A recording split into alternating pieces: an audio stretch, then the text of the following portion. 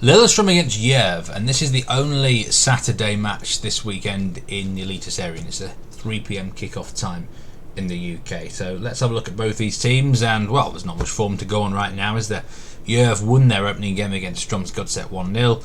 Lillestrøm drew against HamKam. Let's start with Jerv, actually, because their win against Godset was very lucky. I mean, if you watch that game, there's no way. They had no right to win that game. They were outplayed through pretty much the whole contest. I think they had like 2 or 3 shots in the whole match, scored with probably the only one they had on target, and you know, their XG was pretty low. I don't know how they didn't concede a goal in the game.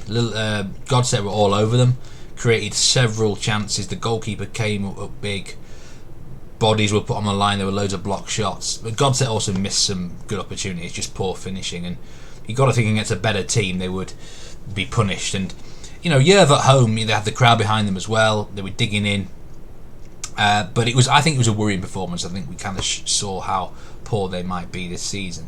I've not actually had a chance to do team news graphics yet for Eliteserien on these, but team news is pretty good for both sides. Tom Pettersson is doubtful for Lillestrøm. He missed week 1 for Jerv. Imam Mafi is ruled out till June, but they got suspension as well. Leo Fernandez is ruled out due to picking up 2 yellows last week. I just think Lillestrøm for me are by far the better side, and they found themselves 2-0 down against HamKam last week. Used their really good bench strength to come back into that game and get a 2-2 draw, and probably should have won the game in the end. I'd like to see them start their new Nigerian striker Akor Adams. Did really well coming off the bench last week, and I wouldn't be surprised to see him in the starting 11. Lillestrøm at home should have way too much for Jerv, and I like backing them on a minus 1.25 handicap at 1.86.